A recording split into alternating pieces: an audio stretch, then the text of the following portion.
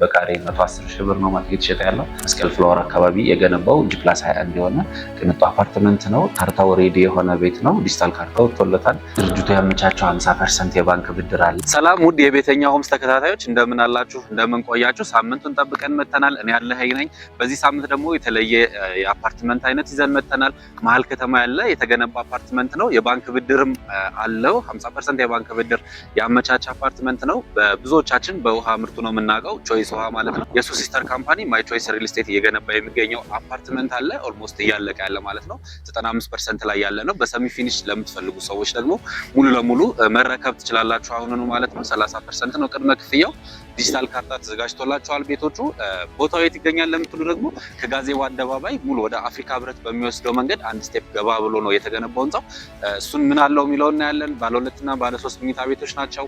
ውስጣቸው ምን ይመስላል የሚለውን በደንብ እናያለን። አብራችሁን ቆዩ።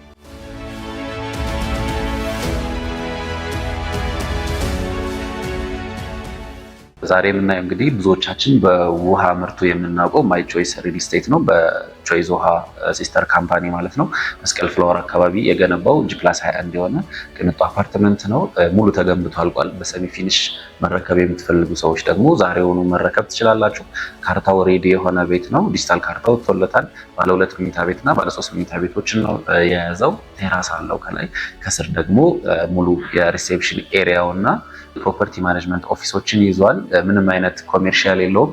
ከፈርስት ፍሎር ጀምሮ እስከ 21ኛ ፍሎር ድረስ ባለው ሙሉ ለሙሉ የመኖሪያ አፓርትመንት ነው።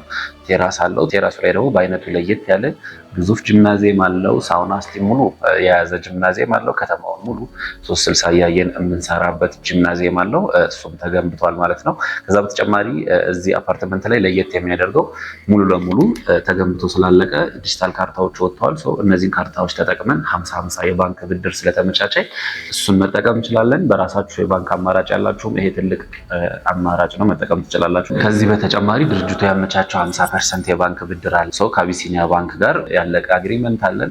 ይህንንም መጠቀም ትችላላችሁ። በራሳችሁም አማራጭ ባንክ የሚሰጣችሁ ሰዎች ደግሞ እሱንም መጠቀም ትችላላችሁ። ምክንያቱም ዲጂታል ካርታው ሬዲ ስለሆነ ማለት ነው። 5 ቤቶች ናቸው በፍሎር ላይ ያሉት። እንግዲህ ባለ 2 መኝታ ቤት 139 ካሬ አለ።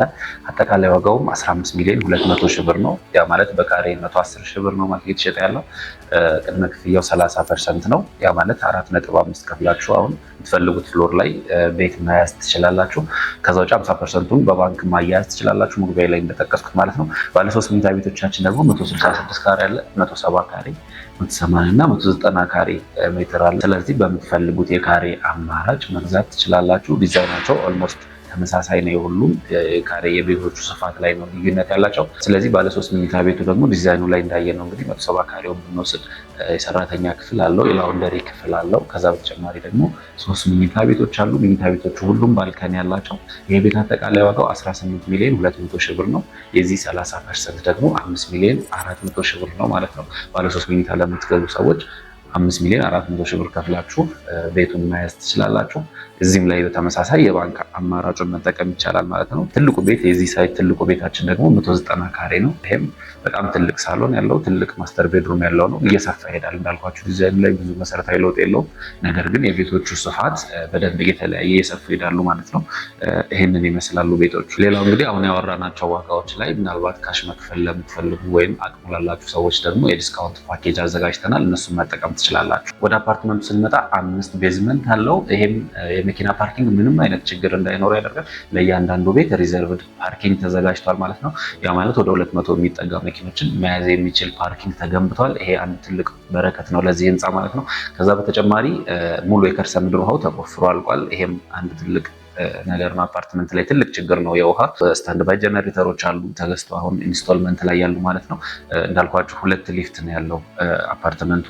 ይሄም ሙሉ ክራውድድ እንዳይሆን ያደርገዋል። አፓርትመንቱ ላይ እንግዲህ ኮሜርሻል ብለን የምንጠቅሰው እንግዲህ ሱፐር ማርኬቱ እና ኮፊ ሾፕ ነው የሚኖረው ግራውንድ ላይ። ሪሴፕሽኑ እና ትልቁ ሎቢ ያለ። ከዛ ውጪ ከፈርስት ፍሎር ጀምሮ አፓርትመንቶች ናቸው። ሙሉ የመኖሪያ ህንፃ ነው ማለት ነው። ወደ ቤቶቹ ስንመጣ ባለ 2 እና ባለ 3 አፓርትመንት ናቸው። በፍሎር 5 ቤቶች ነው ያሉት። ሙሉ ፍሎሩ ላይ 5 ቤት ነው ያለው። 2 ሊፍቶች አሉት። ከዛ በተጨማሪ እንዳጠቃላይ ደግሞ የጋርቤጅ ሹተር የሁሉም ፍሎር ላይ የምናገኝ ይሆናል። ባለ 2 መኝታው 139 ካሬ ነው። ይህንንም ገብተን ምን ይመስላል የሚለውን ኦልሬዲ ስለተገነባ እሱ እናያለን። ባለ 3 መኝታ ቤቶች ደግሞ 166፣ 170፣ 180 እስከ 190 ካሬ ድረስ አማራጭ አለ ማለት ነው።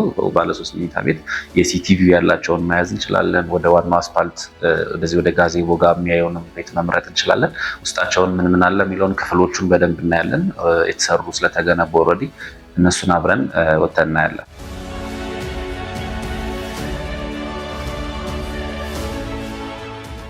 አሁን ያለነው ፈርስት ፍሎር ነው። መግቢያ ላይ እንደገለጽኩት ፈርስት ፍሎር ጀምሮ አፓርትመንቶች ናቸው። ስለዚህ እየገባን እናያለን። ፍሎር ላይ እንደወጣን የምናገኛቸው እንግዲህ እዚህ ጋር በምታዩት መልኩ የጋርቤጅ ሽተሩ አለ። ሙሉ ኢንስቶል እየተደረገ ነው ያለው ማለት ነው። ከዛ በመቀጠል ደግሞ እዚህ ጋር ያለው ሙሉ የኢንተርኮም አገልግሎቶችን መስመሮችን ሙሉ ወደ ላይ የተሰሩበት ነው። ይሄም ሙሉ ይዘጋል ማለት ነው። ከዛ በመቀጠል ደግሞ 2 ሊፍቶች አሉ። ቤቶቹ አሰራሩ በ2 ዊንግ ነው ያሉት። ስለዚህ አንደኛው ዊንግ አንዱ ሊፍት ይጠቀማል። በዚህ ጋር ያሉት ደግሞ አንደኛው ሊፍት ይጠቀማሉ ማለት ነው። በምታዩት መንገድ ሊፍቱም እየተገጠመ ነው ያለው። ስታንድ ባይ ጀነሬተሩም መጀመሪያ ላይ እንዳልኳችሁ እታች ጋር እሱም እየተገጠመ ነው ያለው ማለት ነው። አንድ ላይ እየተሰራ ነው ያለው። ወደ ቤቱ ደግሞ ገብተን ውስጡን በደንብ እናያለን። አብራችሁን ቆዩ። አሁን የምናየው እንግዲህ 170 ካሬ ሜትር ላይ ያረፈውን ባለ 3 መኝታ ቤት ነው። ከዚሁ ከበሩ ስንጀምር ሙሉ ሳውንድ ፕሩፍ የሆነ ኢምፖርትድ በር ተገጥሟል። በጣም ሃይ ኳሊቲ የሆነ በር ነው። እንደገባን ሳሎኑን አይደለም የምናገኘው። እዚህ ጋር አነስተኛ ሎቢ ነው ያለው። ይሄ እንግዲህ እንደምታዩት ሳሎናችን ነው። በጣም ሰፊ ነው።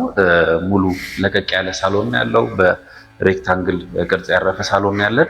እዚህ ጋር ደግሞ እንደምታዩት ኪችኑ ነው ያለው። ኪችናችን እንደምታዩት ነው። ኦፕን ኪችን ነው። ኦፕን ኪችን ሆኖ እንግዲህ ሙሉ ሜካኒካል ቬንቲሌሽን የተገጠመለት ነው። እዚህ ጋር ሳከር አለ።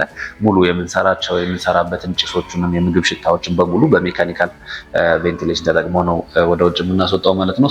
እዚህ ጋር ሳከር ይገጠምለታል። ሙሉ እዚህ ጋር ደግሞ የፍሪጅ ኤሪያ አለ። ሞደርን ኪችናችንን በዚህ መንገድ መጠቀም እንችላለን ማለት ነው። ከዛ ባለፈ እዚህ ጋር የቲቪ ስታንድ ኤሪያችን አለ። ቲቪ ኤሪያ አለ እዚህ ጋር። ዳይኒንጋችን ደግሞ ለኪችኑ ጠጋ ብሎ ነው እዚህ ጋር ነው ያለው ማለት ነው። እዚህ ጋር ዳይኒንጋችንን እንጠቀማለን። የሶፋ ኤሪያ እና የቲቪ ቦታ ደግሞ እዚህ ጋር እናገኛለን ማለት ነው። እንደምታዩት ሰፊ ነው።